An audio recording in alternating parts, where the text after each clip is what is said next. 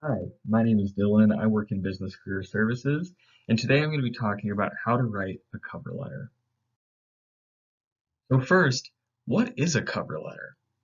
A cover letter is a document that goes into more detail than your resume and makes connections between your skills and the job that you are applying to. It creates another opportunity for you to tell your story to the employer and make the case that you're a good fit for the job that you're applying for. When the cover letter is paired with a resume, the cover letter is an additional step in the process to getting an interview, and it really expands on your resume. It is kind of that next step before the interview. So how do you prepare to write a cover letter? First, you want to start by reviewing the job description for the position that you're applying for. A cover letter should not be a general document that gets sent to every employer. It should be tailored to the organization and the job that you're applying for. Look for the soft and technical skills the description is mentioning. Do they want someone who has experience with Excel? Do they want a leader, a good communicator? These different things will give you hints on what to discuss in your cover letter. In addition to knowing the job description, do some research into the company that you're applying for. Read current news about the company, look at their values and goals, their mission statements. What's really drawing you to apply to this role at this company? And finally, reflect on how your skills and experiences match the job description. What direct or indirect connections can you make between your experience and the job description? Do you have any connections with the company? Are there value matches between your values and their values from their website? Are there goals that they're pursuing within their strategic plan that really interest you? Are there different employee programs that interest you? Doing this research and doing this reflection is really going to help you while you're writing your cover letter. So how do you format a cover letter?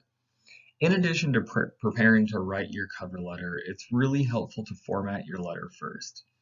The cover letter is known to have a pretty different format than probably most of the writing you've done in your academic career to this point. So first, you want to start with your contact information. The header in your cover letter should match the header of your resume because this is going to show consistency between those documents as you submit them in the application. The next part is where it gets different. You'll include the contact information for the employer that you're applying for, and this will include the person's name, their role, the company that they work for, and their branch's mailing address. This is referred to as standard letter format. While some of this information will be easy to find, other parts are going to be more difficult to locate, specifically the person who's going to be reading your cover letter. So to find this information, if it's not given, you have a couple options. You can search on Handshake or LinkedIn. If you're speaking with a recruiter, you could ask that recruiter who you should address your cover letter to. You could also reach out to Business Career Services, and we can help you locate that person, maybe get you in contact with our contact if we are connected with the company that you're applying to. And if all else fails, use Hiring Manager apps as a substitute. Next, you want to address the person that you're writing to with either "Dear" their name or just starting with their name. In the example on the slide here, since we know that Ann Smith is the hiring manager, we use "Dear Miss Smith." If we did not know who we were writing to, we'd write "Dear Hiring Manager." And make sure with either address that you end with a colon rather than a comma because this is a professional letter. From here, you have the rest of the page to write. You want to keep your cover letter on one page, just like your resume, and you want to make sure that it's single spaced to get the most information on the document. You also do not need to use paragraph indents like you would in maybe an essay, but there should be a gap between each paragraph. Finally, you want to end the document with "Sincerely" and either type your name below or physically sign the document. While the format of the cover letter can feel Very important when you're writing. At the end of the day, the content is ultimately what's most important, and it's really boosted by having a good format. So pairing a good format with really good content is going to make your cover letter shine and be very impactful. So I think about highlighting three separate topics when I'm either writing a cover letter or coaching students on writing a cover letter. Those topics are company research, your skills and experiences, and thank yous and next steps. So in the first section, you want to highlight your interest in the position and employer, which is going to be strengthened by good company research that we talked about earlier. This is where you would mention the position you're applying for and where you found that job. And next, you really want to get into discussing your interests within the organization and the position. What drove you to apply? Was it a specific component of the job description? Was there something about the company's value or mission that really drew you in? Does the position resonate with you because it provides a service that you find value in? Whatever your reason is, highlight your interest within that first paragraph and support it with the research that you've done about the company to show that you've done your research and that you know a lot about the company as you're applying. This is going to show that you're taking a genuine interest within the company, and that can set you apart from others who have a very general or basic interest in the position or just have a very blanket cover letter. In the next section, this is really your space to talk about you. Talk about your skills and experiences and how they're going to help you in the position that you're applying for.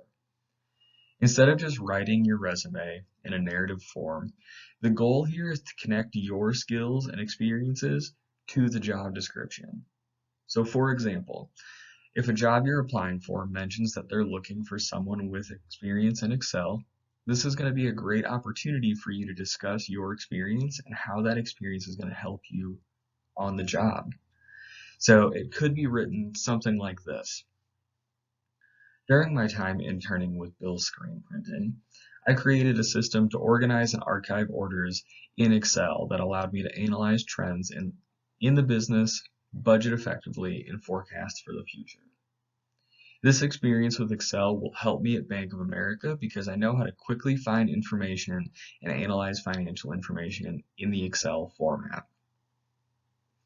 What this example does well is it highlights exactly what the person did with Excel and then makes that connection between their experience and the job so you can directly show the employer how your skills will transfer from the company that you previously worked for and the company that you want to work for in the future. This section has a little bit of freedom. You can organize it in different ways, but it should be contained within 1 or 2 paragraphs. Finally, in the last paragraph, this will be your shortest paragraph. This last paragraph is going to focus solely on thanking the employer and what your next steps are going to be.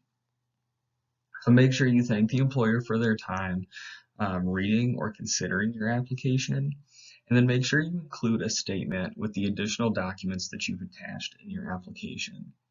Each application process is going to be a little bit different, but they might be looking for resumes, transcripts, references, etc. And then you want to mention your interest in interviewing for the position in the future. You can also include information about following up with the employer if it's applicable. Generally, I would suggest following up within 2 weeks unless the employer states otherwise or gives a very detailed hiring timeline. That way, you kind of have that control, the ball's in your court a little bit, and you can check in and see how things are going so you're not just waiting to hear back. So that's a pretty quick overview of creating a cover letter. If you have additional questions after viewing this video, feel free to reach out to me in Handshake, either send me a message or set up a time to meet. I have a variety of availability, so feel free to reach out and I can help you further. Thank you.